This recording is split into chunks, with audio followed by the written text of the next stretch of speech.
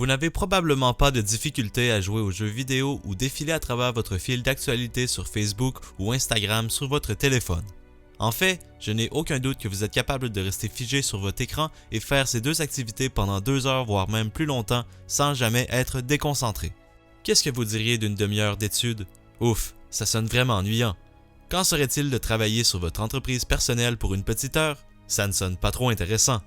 Malgré le fait que vous savez très bien qu'étudier, faire du sport, construire un business ou quoi que ce soit d'autre productif vous apportera bien plus de bénéfices à long terme, vous préférez tout de même écouter la télé, jouer aux jeux vidéo et naviguer sur vos réseaux sociaux. Vous direz que c'est évident du pourquoi. Une activité est facile et ne demande pas beaucoup d'efforts, tandis que l'autre activité est difficile et ennuyante et demande de vous appliquer. Pourtant, certains gens n'ont aucune difficulté à faire du sport, étudier ou travailler sur leurs projets régulièrement. Ce qui amène la question suivante.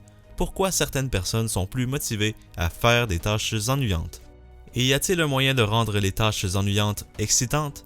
Pour répondre à cette question, nous devons connaître le neurotransmetteur suivant, la dopamine. La dopamine est souvent associée au plaisir, mais ce n'est pas exactement ce qu'elle fait. La dopamine est ce qui nous fait éprouver du désir pour des choses, et c'est ce désir qui nous donne la motivation de se lever et de se mettre en action. Si vous n'êtes pas convaincu de la force que la dopamine a sur votre cerveau, laissez-moi vous parler d'une expérimentation que des neuroscientifiques ont menée sur des rats.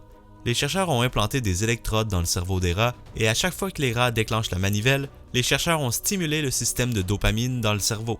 Le résultat a été que les rats ont créé une dépendance à cet effet et ont donc continué à déclencher la manivelle encore et encore. Les rats ne dormaient plus et ne mangeaient plus, seulement à déclencher la manivelle jusqu'à ce qu'ils soient complètement épuisés. Ensuite, ils ont mené l'expérimentation inverse. Ils ont bloqué la sécrétion de dopamine dans le cerveau des rats et les rats sont devenus tellement lâches que même une gorgée d'eau ne valait même pas le déplacement. Ils ne buvaient plus et ne mangeaient plus. On peut dire que les rats avaient perdu toute raison de vivre. Cependant, si la nourriture était placée devant eux, ils la mangeaient et y prenaient plaisir, ils n'avaient juste pas la motivation de le faire par eux-mêmes. Vous pensez donc que c'est la faim ou la soif qui nous motive à manger ou à boire, mais il y a aussi la dopamine qui joue un rôle clé ici. Les expérimentations sur les rats sont peut-être des cas extrêmes, mais on peut voir une similitude frappante sur l'effet de la dopamine sur les humains et notre vie de tous les jours. Donc, votre cerveau développe les priorités en grande partie selon combien de dopamine il s'attend à recevoir d'une activité. Si on prend une activité qui vous donne peu de dopamine, vous aurez peu de motivation à la faire. Mais si dans l'opposé, une activité sécrète une bonne quantité de dopamine, vous aurez la motivation nécessaire de la répéter encore et encore. Alors, quelle activité sécrète la dopamine? N'importe quelle activité où votre cerveau anticipe qu'il y aura une récompense potentielle en sécrétera. Si vous savez qu'il n'y a pas de récompense potentielle reliée à l'activité, le cerveau n'en sécrétera pas. Par exemple, si vous vous apprêtez à manger un bon morceau de gâteau ou une bonne pizza, il sécrète de la dopamine parce qu'il anticipe que la bouffe va vous faire sentir bien, même si au fond, elle vous fait sentir mal. C'est parce que votre cerveau s'en fout si l'activité à haute dopamine vous fait du mal. Il en veut plus. Un exemple plutôt stéréotypé serait avec un junkie. Il sait que la drogue n'est pas bonne pour lui, mais tout ce qu'il veut, c'est avoir sa dose. L'héroïne ou la cocaïne procure une fausse impression de dopamine tellement puissante qu'il vous en donne envie comme rien d'autre. Bien sûr, il est important de comprendre que pratiquement n'importe quoi dans la vie sécrète de la dopamine à un certain niveau, même boire de l'eau quand vous avez soif. Mais les plus hautes doses de dopamine sont sécrétées lors des moments inattendus.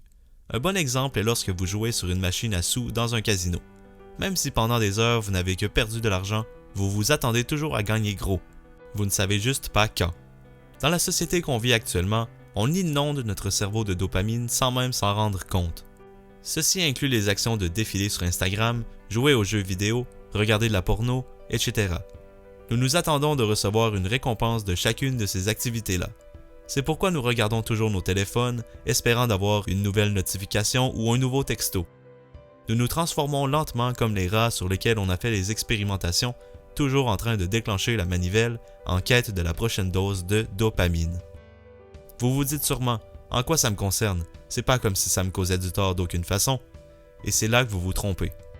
Lorsque votre corps s'habitue à une forte sécrétion de dopamine venant de vos différentes habitudes, il établit ceci comme son nouveau normal. Cela peut devenir problématique dans le sens que les choses qui vous apporteront moins ou peu de dopamine ne vous intéresseront plus et il sera bien plus difficile pour vous de vous motiver à les faire.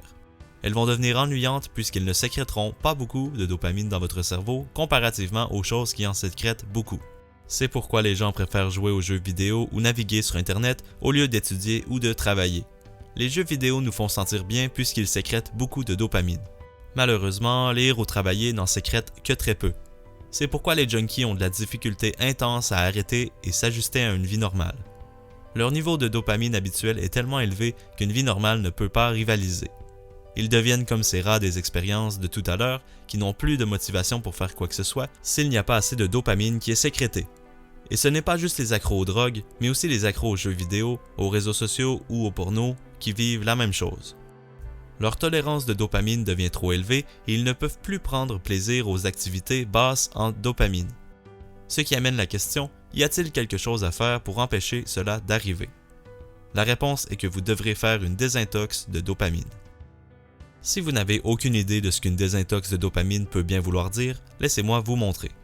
Ce que vous ferez est donc de choisir une journée et empêcher toute activité qui sécrète beaucoup de dopamine. En faisant ça, vous laisserez une chance à vos récepteurs de dopamine une petite pause et un moment pour récupérer. Pour une journée entière, vous essayerez d'avoir le moins de plaisir possible. Pas d'internet, pas de technologie, et je parle de votre téléphone et votre ordinateur, pas de musique, pas de masturbation ou manger de fast-food. Vous retirerez donc toute forme de plaisir externe de votre vie pour une journée. Vous aurez cependant droit aux choses suivantes: marcher, méditer, réfléchir sur vos buts dans la vie, écrire un journal sur papier de vos pensées. Ça peut paraître un peu extrême, mais si vous voulez des résultats concrets et rapides, vous devez être capable de prendre des actions concrètes. Vous vous demandez maintenant peut-être pourquoi tout ceci fonctionnerait vraiment. Pensez-y de cette façon. Disons que vous mangez au meilleur resto de votre ville à chaque repas. En résultat, ce qu'il arrive, c'est que ceci devient votre nouveau normal.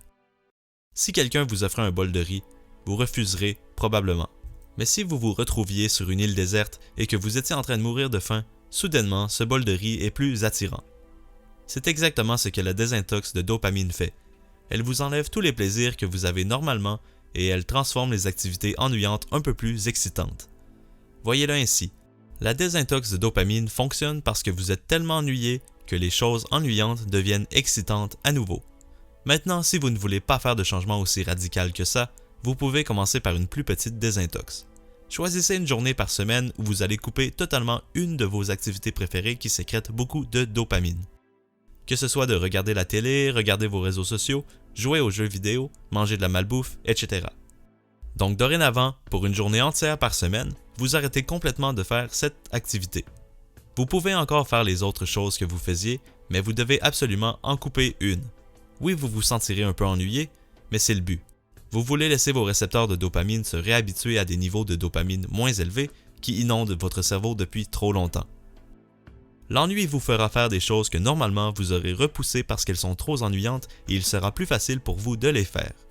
Bien sûr, éviter de faire des activités fortes en dopamine de temps en temps est bon pour vous. Idéalement, vous devriez éviter ces activités le plus souvent possible. Essayez de faire des liens avec vos activités plus ennuyantes avec vos activités favorites. Vos activités favorites peuvent avoir un impact important pour faire les activités moins satisfaisantes qui vous donneront des bienfaits sur le long terme.